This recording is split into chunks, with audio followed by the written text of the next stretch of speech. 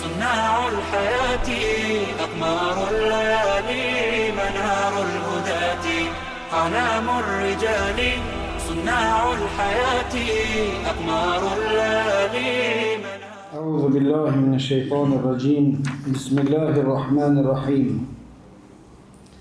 الحمد لله رب العالمين والعاقبة للمتقين ولا عدوان إلا على الظالمين، والصلاة والسلام على أشرف الأنبياء والمرسلين نبينا محمد وعلى آله وصحبه وسلم أجمعين.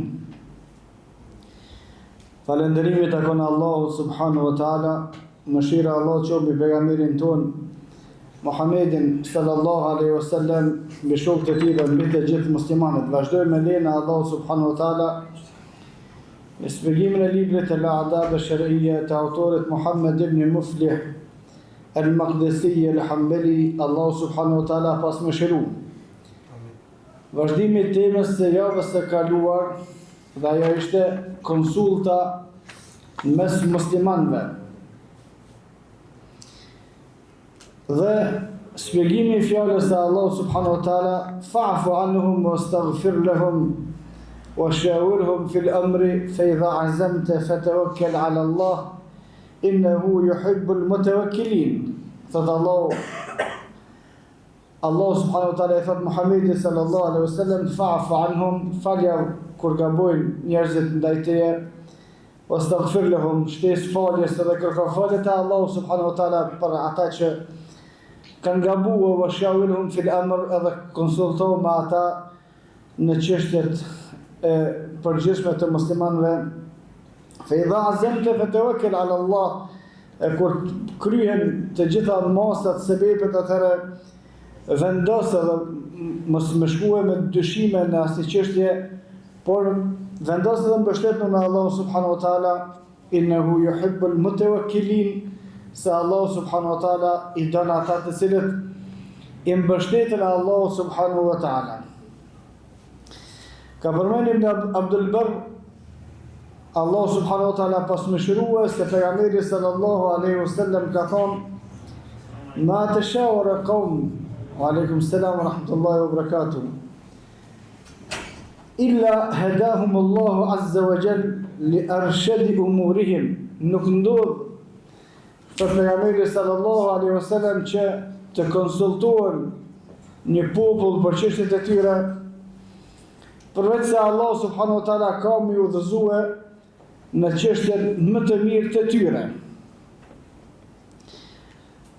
Dhe konsulta bën pjesë të çështjet për të cilat nuk ka argumente të prera në librin e Allahut dhe në sunetin e pejgamberit sallallahu alaihi wasallam.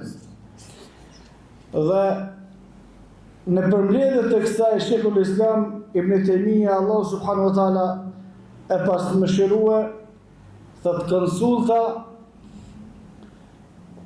këshillat mes muslimanëve janë të domosdoshme, të përgjithshme dhe të veçanta për gjithë secilin besimtar për çështjet e tij dhe për gjithë secilin përgjegjës në përgjegjësinë që e ka për çështjet e dunjas së muslimanëve dhe për çështjet që kanë bën me ahiretin e muslimanëve.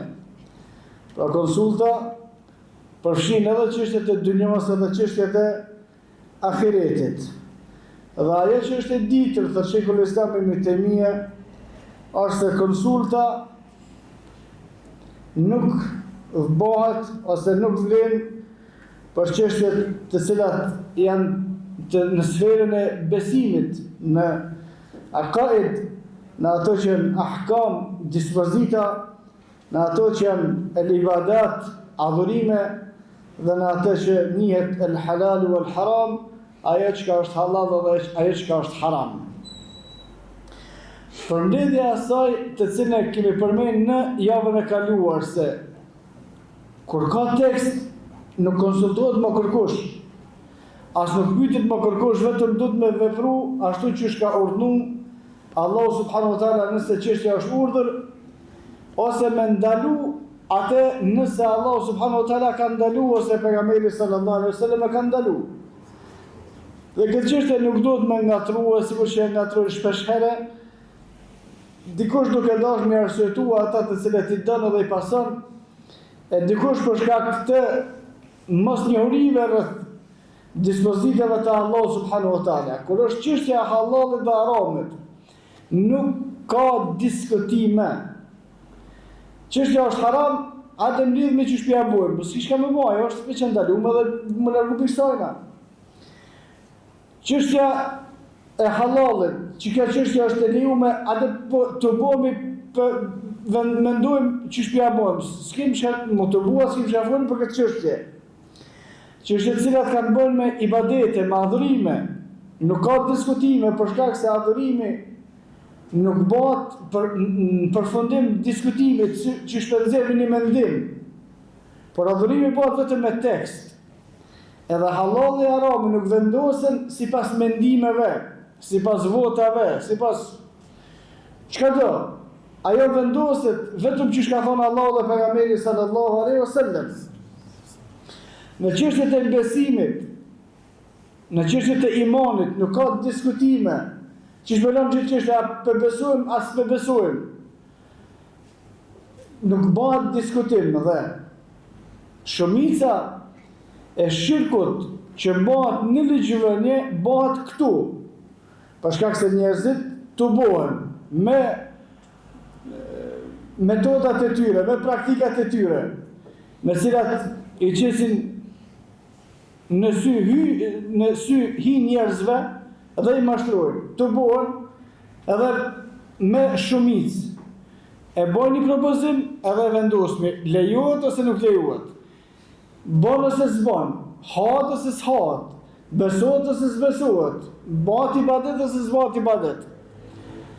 Dhe kushdo që e vendos vetën një pozitë të tillë është mushrik.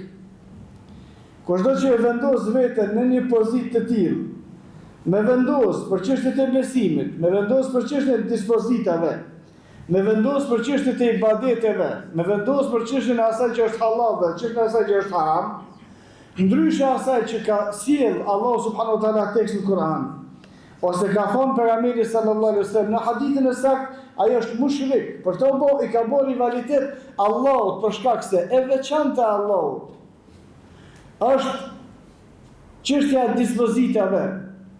E veçantë e Allahut subhanahu wa taala është çështja e ibadeteve. E veçantë e Allahut subhanahu wa taala është çështja e halalit dhe haramit. Kushdo që bën haram diçka, haram, tash themi e ndaluar se këta nuk thënë haram. Kush vendos një ndalesë që kjo nuk lejohet me ligj. Kurse në librin e Allahut subhanahu wa taala dhe në sunetin e pejgamberit sallallahu alaihi wasallam është lejuar, ajo është mushrik. Dhe çështja nëse shikohet në temel është shumë e thjeshtë. Ose ndryshe me leju. Kushdo që vendos për diçka që është e lejuar, bën kjo punë, bën mu bë, kurse në librin e Allahut. Edhe në sunetin e pejgamberit sallallahu alaihi wasallam, ajo çështje është ndaluar, është haram. Kjo është mushrik, për shkak se i ka bërë rivalitet Allahu subhanahu wa taala në vendosjen e asaj që është halal, vendosjen e asaj që është haram. Për shembull, Allahu subhanahu wa taala ka bërë obligim, ka ndaluar kamatën. Kushdo që ato e bën të lehtëshme, ajo është mushrik.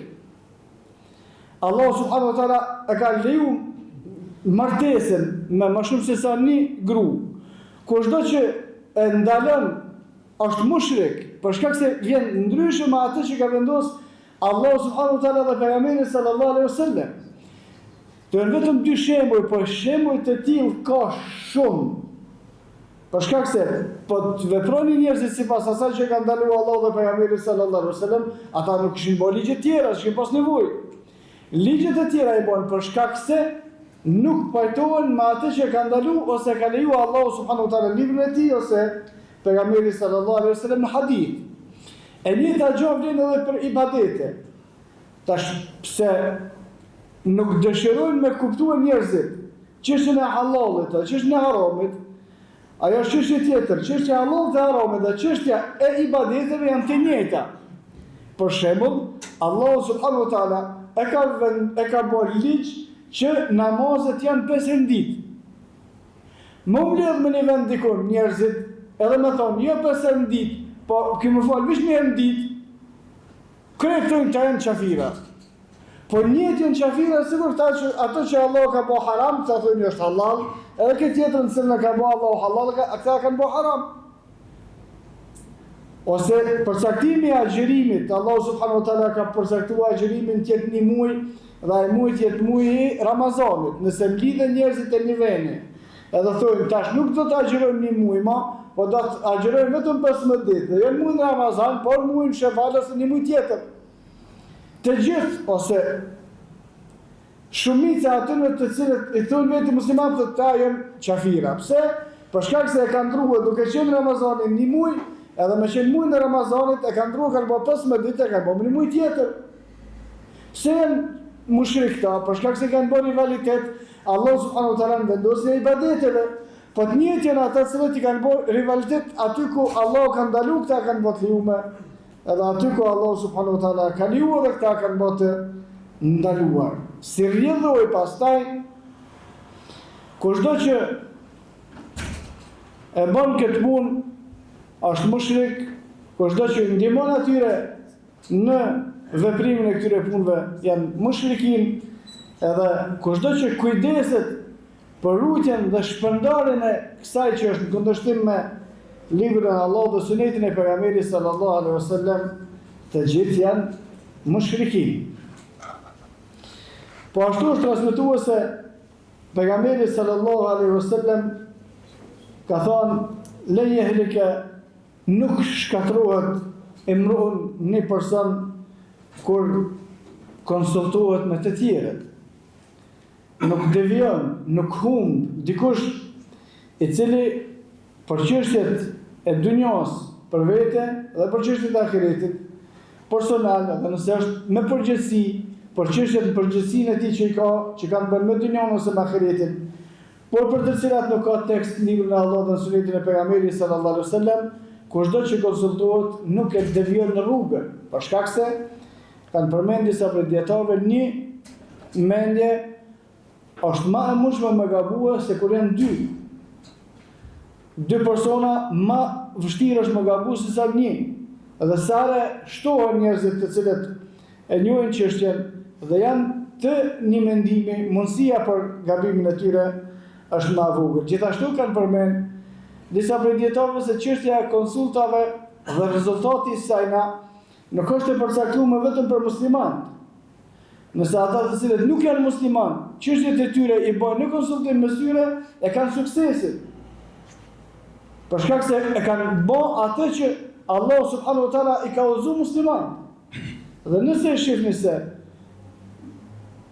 dikush që nuk beson, por çështjet i ka më mirë se ata të cilët besojnë, atëherë shikoni se ndoshta punët e tyre shkojnë në konsult sipas asaj që ka udhëzuar Allahu dhe pejgamberi sallallahu alaihi wasallam për muslimanët, që ata pastaj e kanë lënë këtë punë në çështjet e tyre, kurse kanë marrë ata të cilët nuk e besojnë Allahun dhe pejgamberin sallallahu alaihi wasallam.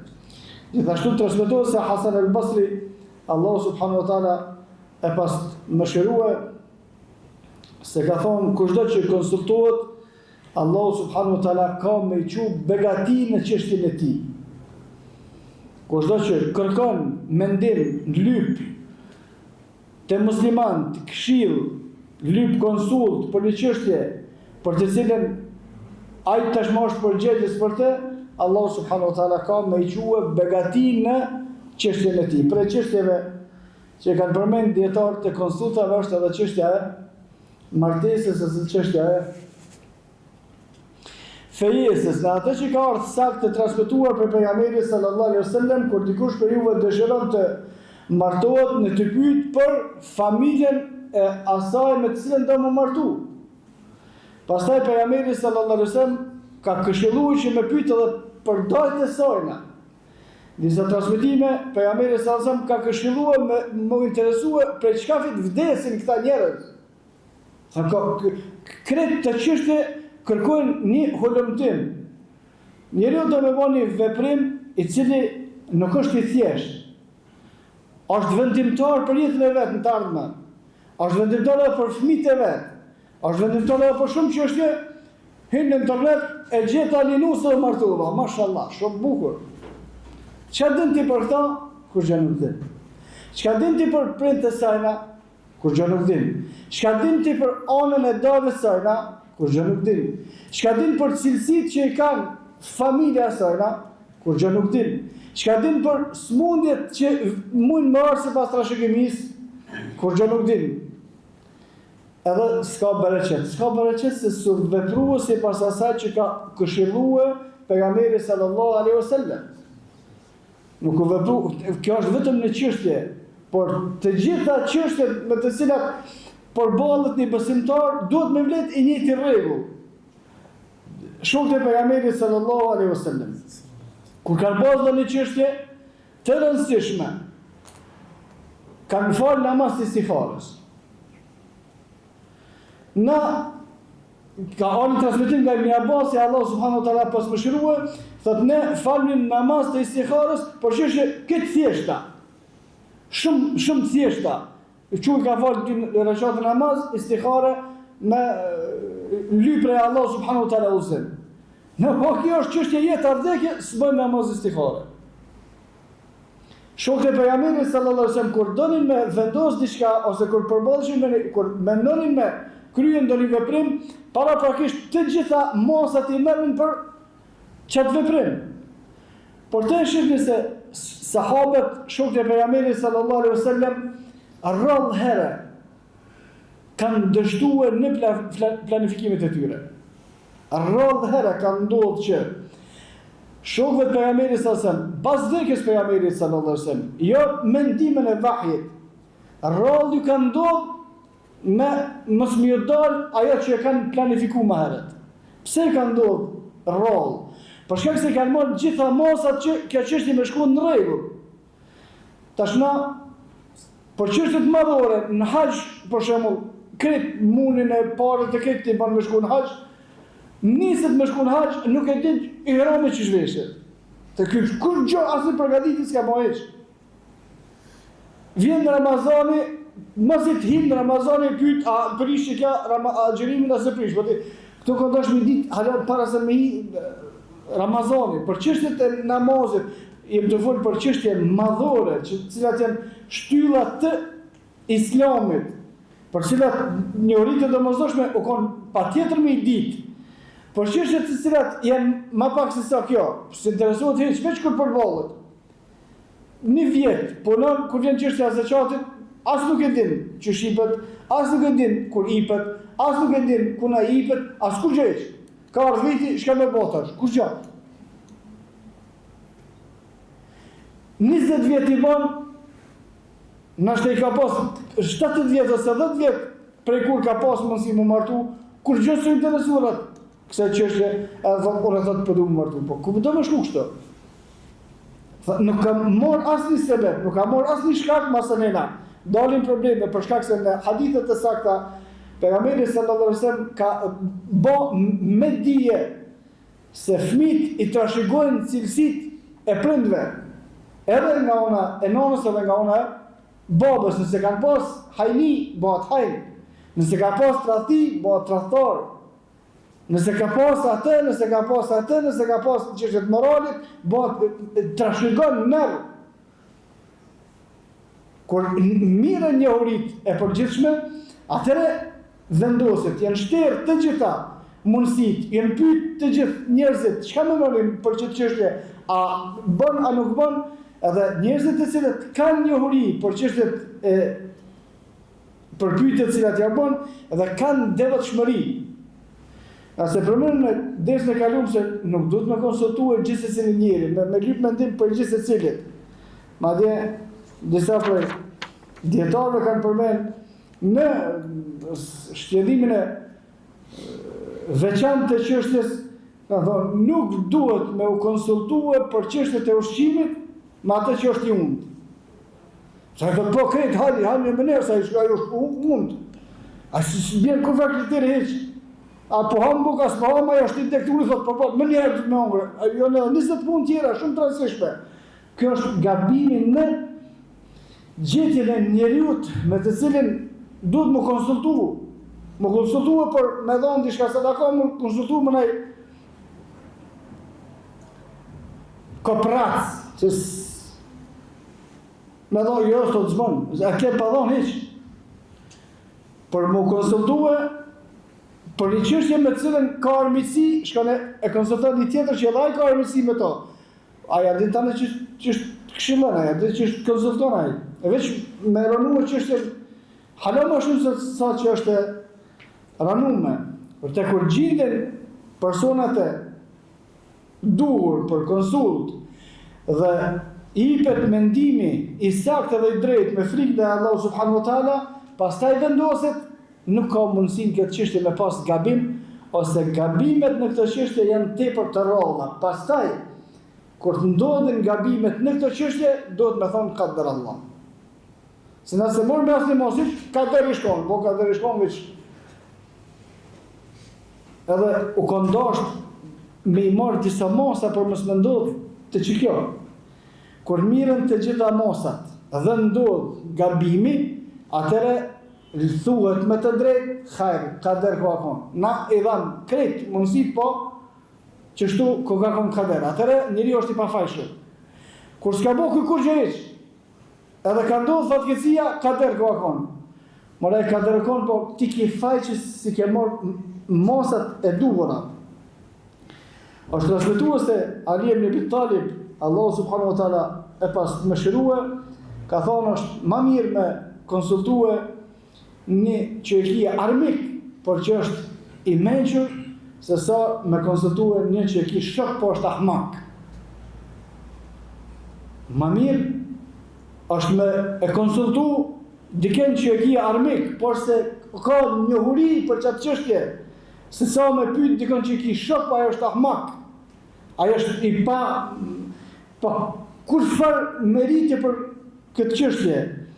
Po ashtu është transmetuar se Ali ibn Abi Talib, Allahu subhanahu wa taala qoftë i kënaqur me të, ka thonë se kushdo që këshillohet, Allahu subhanahu wa taala ka më quë begati në përfundimin e çështjes së tij.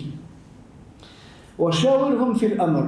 Allahu subhanahu wa taala ka thonë pejgamberit sallallahu alaihi wasallam, konsultohu me sahabët. Sufjan al-Thawri, Allahu subhanahu wa taala pas mëshirua në komentin e fjalës së Allahu subhanahu wa taala, wa shawirhum fil amr, konsultoi sahabët, ka përmend. Muhamedi sallallahu alaihi wasallam ka qenë njeriu më i lartë. Edhe ka qenë mendja më e ndritura e njerëzimit, nëse nuk ka krijesë më të dashur te Allahu subhanahu wa taala se sa Muhamedi sallallahu alaihi wasallam. Megjithatë, Allahu subhanahu wa taala ka thënë wa shawirhum fil amr, konsultohu me shokët e tu. Tash kushdo që ka një farë e përsie ndaj të tjerëve, nuk ka drejt me thonë kush unë me thonë atina, po dhe ti me thonë atina, se edhe pejgamberi sallallahu alaihi wasallam i ka thonë shokëve vetë, çish me bëjmë që të punë. Me kush kjo mos më konë që për to ka vahajs, që kjo është më çështje e të kaluara e ditër. Thotë Sufjan al-Thawri, Allahu subhanahu wa taala pas më shërua, Allahu subhanahu wa taala e ka porosit pejgamberin sallallahu alaihi wasallam me u konsultua me shokët e vet në çështje të cilat nuk kanë bën me vahjin, me u tregua muslimanëve deri në ditën e Kiametit për rëndësinë e konsultimit mes tyre. Për me u tregu muslimanëve deri në ditën e Kiametit për çështjen për rëndësinë e konsultimit mes tyre. Dhe se kur konsultohet pejgamberi sallallahu alaihi wasallam me sahabët e vet, çka ka dikush për neve që nuk konsultohet me shokët e vet? Kur janë konsultuar me zveti Abu Bekri radiallahu anhu, Umar ibn Khattabi dhe Umar ibn Khattabi me të tjerët pas vdekjes së Abu Bekrit radiallahu anhu, cila është çështja që na pengon neve mos mendoj konsulta mes neve. Tash kur jena të pajtimit që ose kur jena në gatishmëri që çka do që është e urdhëruar në librin e Allahut dhe sunetin e pejgamberit sallallahu alaihi wasallam, kemi me krye çfarë të mundemi. Çka do që është e ndaluar, kemi më largu prej saj na. çështjet e besimit kanë moment që ashtu që kanë qenë kohën e pejgamberit sallallahu alaihi wasallam, për to nuk ka diskutime. Në çështjet e tjera për të cilat nuk ka ajet në librin e Allahut ose nuk ka hadith të saktë në sunetin e pejgamberit sallallahu alaihi wasallam, konsultohen muslimanët. Pas konsultës, fe idha azem, pas konsultës vjen vendosshmëria. Dhe çështja e vendosshmërisë është shumë e rëndësishme. Jo vetëm për çështjet e fesë ose çështjet të cilat kanë të bëjnë me udhëheqjen e muslimanëve, por edhe për çështjet personale të gjithë secilit musliman. Duhet me i marrë mosat në fund me pru vendim gjithë secili prej neve, çështjet e tij personale. Nga se prej ngacmimeve të shejtanit është nuk e di, edhe pak nuk e di, jam i dëshirë të çështja shkon. Pastaj e marrin ata cilët nuk kanë dyshime në kokën e veta, e marrin ata cilët kanë gatishmëri me provendime, edhe ti prit derisa vjen siguria. Fa idha azamta fatawakkal ala Allah, pasi që në krye të gjitha mosat mbështetu në Allah subhanahu wa taala. Edhe bëni punën. Mbështetu në Allah subhanahu wa taala. Nëse është çështje bizneси, nise. Nëse çështje udhimi, hec.